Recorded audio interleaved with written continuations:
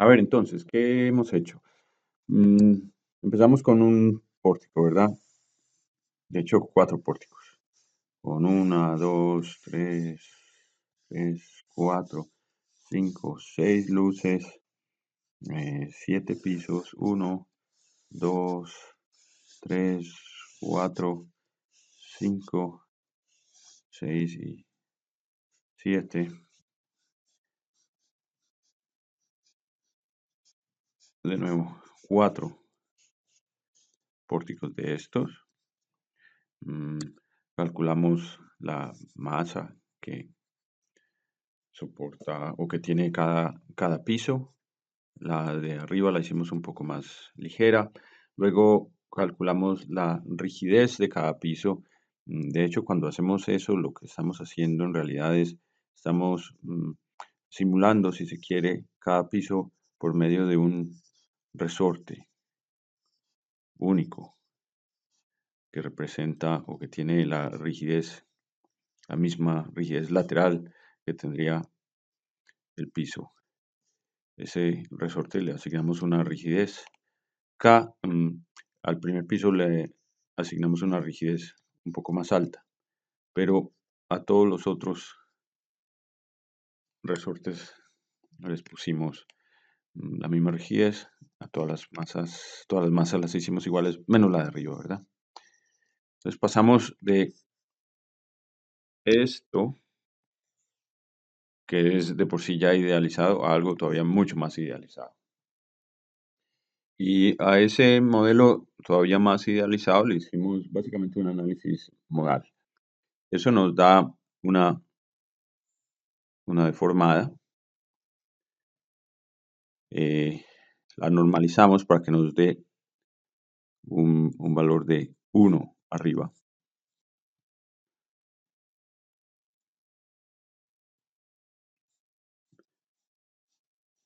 Y luego para cada uno de estos pisos obtuvimos un valor que lo llamamos coeficiente modal o en inglés mode shape, forma modal, podría ser la traducción literal. Esos coeficientes modales se llaman o se nombran generalmente con la letra griega phi. Usando esos factores phi, calculamos algo que llamé el factor de participación, que ustedes seguramente aprendieron en su clase de dinámica. Ese factor se representa usualmente con la letra griega mayúscula gamma. Y dijimos que era de 1.27. Para pórticos, en general, ese valor está cerca a 5 cuartos para pórticos. Para muros es un poco más alto y puede estar del orden de 1,5. Eso es si se normaliza la forma modal de tal manera que el phi o el coeficiente modal en el último piso acá sea de 1. Lo otro que hicimos fue calcular el mayor cambio entre dos valores de phi consecutivos y vimos que ese valor era 0.22 y además vimos que el periodo de la estructura son más o menos 0.8 segundos o quizás un poquito más. ¿Ok? Eso es lo que hemos calculado hasta ahora. Eso es lo que hemos hecho hasta ahora. Ahora quiero usar estos valores y un valor asumido de PGV para estimar deriva de piso. Esto lo voy a hacer aquí en MathCAD, en la misma hoja de cálculo que ya introduje anteriormente. Entonces, tenemos un periodo de 0.8 segundos, o un poquito más, pero dadas las incertidumbres del problema, nos vamos a quedar con ese valor. Si a alguien le preocuparía las aproximaciones hechas o lo que se pierde cuando uno redondea para usar una sola cifra significativa, podría usar 0.9. Gamma, dijimos que es 1.27. Y lo otro que vamos a decir es que el mayor cambio los coeficientes modales que pudimos ver era de 0.2. Cambio en phi para dos niveles consecutivos o adyacentes. Entonces ahora vamos a recordar lo que hicimos antes. Primero, para un sistema de un grado de libertad, un single degree of freedom system, para un sistema de un grado de libertad lineal, dijimos que el desplazamiento espectral lo íbamos a llamar o lo íbamos a aproximar como PGV por T sobre 2. Para poder calcular esto, por supuesto, necesito un valor de PGV. Vamos a asumir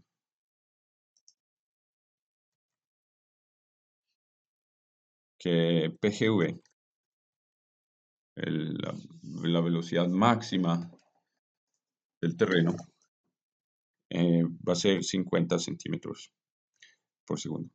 Esto no es ni mucho menos lo máximo que se ha medido.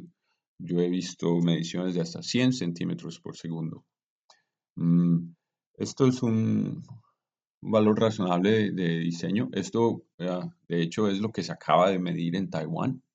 He visto mediciones de 40 y 60 centímetros por segundo. Entonces, digamos que en promedio, en los sitios más afectados, el PGV fue de 50 centímetros por segundo. Esto sería algo que se debería encontrar teniendo en cuenta la probabilidad de excedencia de este valor, teniendo en cuenta las fuentes sísmicas, qué tan lejos están, teniendo en cuenta el riesgo que se puede tolerar. No es solo un problema de ingeniería sísmica o de sismología, más bien, sino que es un problema también de economía y casi político. ¿Cuál es el riesgo que la sociedad quiere tolerar?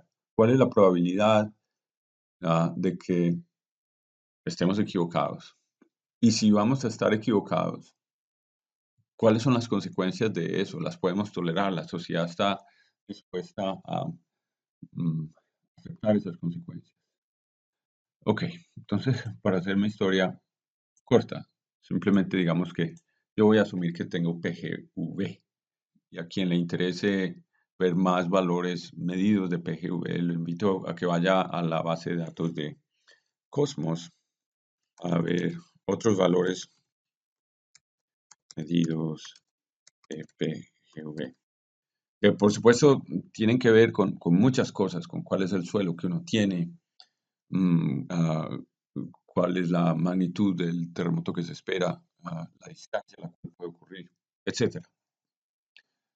Ok, con ese valor de PGV y el periodo que calculamos, tendría que un sistema de un grado de libertad lineal tendría un desplazamiento relativo con respecto a su base de 20 centímetros. Si ese sistema se vuelve no lineal,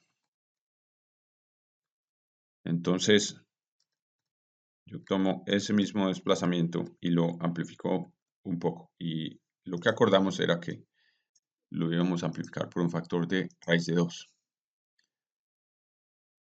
Estos son desplazamientos espectrales, ¿verdad? Ahora, ¿cómo vamos a proyectar lo que estamos estimando para un sistema de un grado de libertad a nuestro sistema de varios grados de libertad? Es muy fácil. Vamos a hacer lo mismo que aprendimos a hacer en análisis modal, en la clase de dinámica. Y si se están cuestionando hasta qué punto puede usar análisis modal para una estructura que no es lineal, hagan la tarea. Hagan la tarea de esta semana y se van a dar cuenta de que lo que se mide para estructuras no lineales no está muy lejos de lo que se obtiene para el primer modo en cuanto a la forma de la deformada. Por lo menos para estructuras de alturas medianas. No estamos hablando de rascacielos, ¿verdad? Ok, entonces vamos a decir que para el techo de nuestro sistema de múltiples grados de libertad, tendría yo que tomar SD, vamos a decir que ese es el desplazamiento de techo o de tope, lo llaman.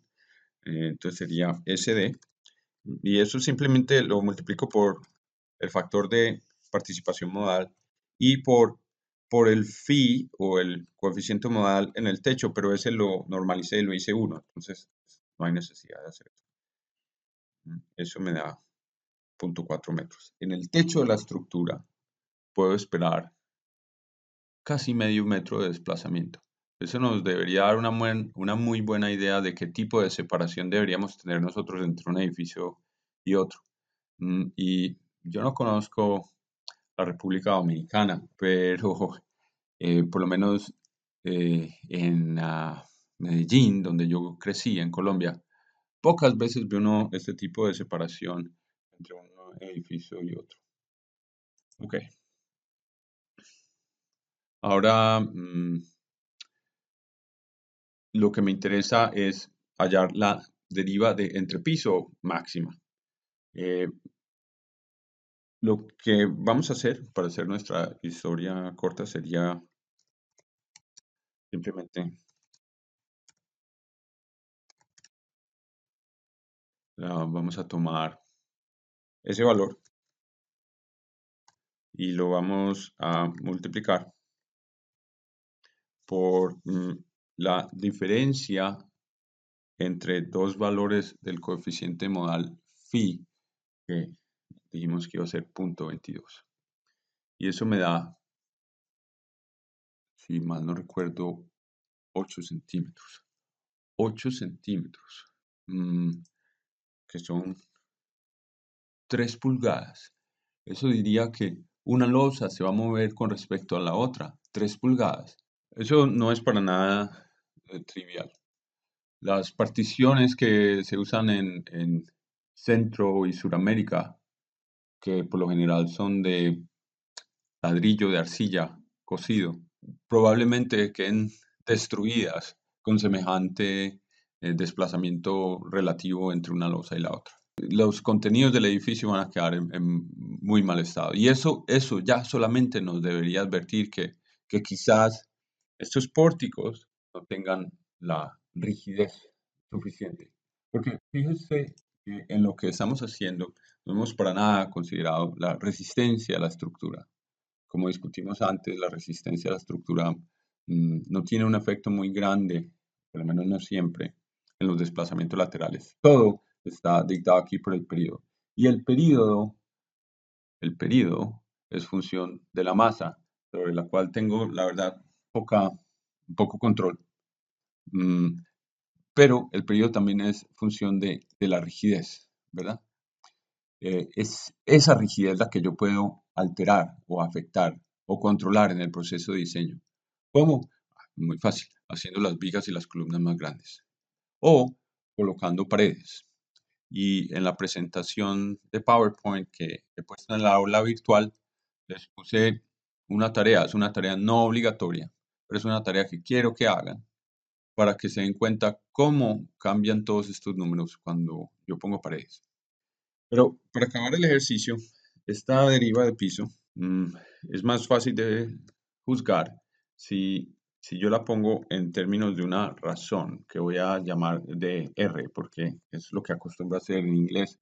Me refiero a esto como el drift ratio, drift ratio. Drift es deriva, ratio es razón, por supuesto.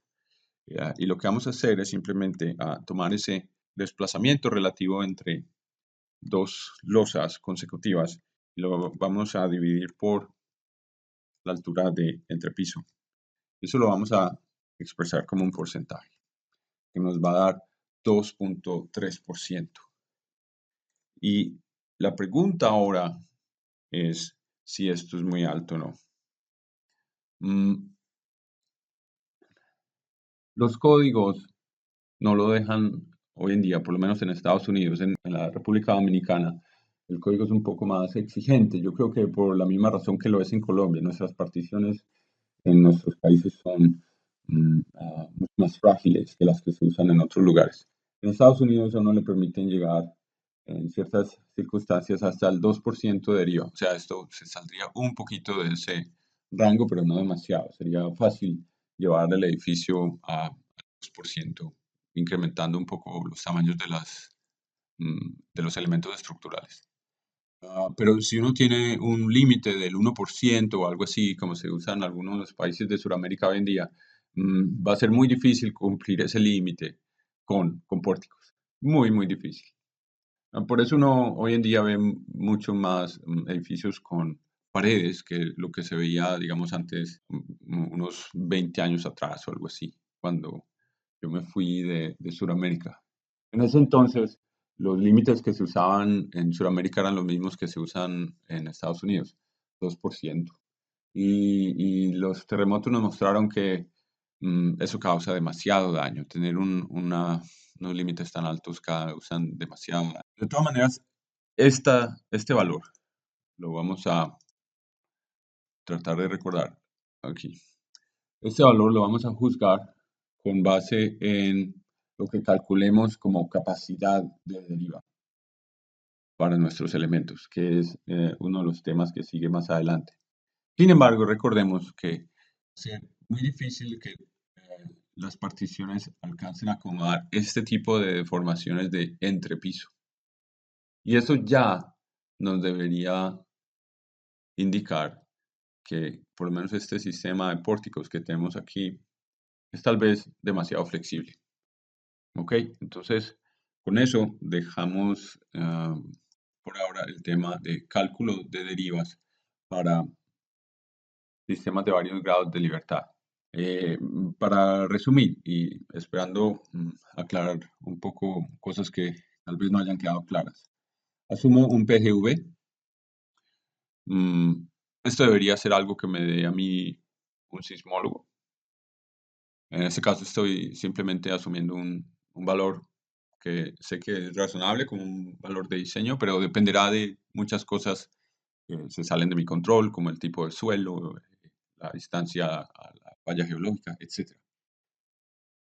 Una vez yo asumo ese valor, puedo calcular el desplazamiento de un sistema de un grado de libertad lineal, como lo acordamos.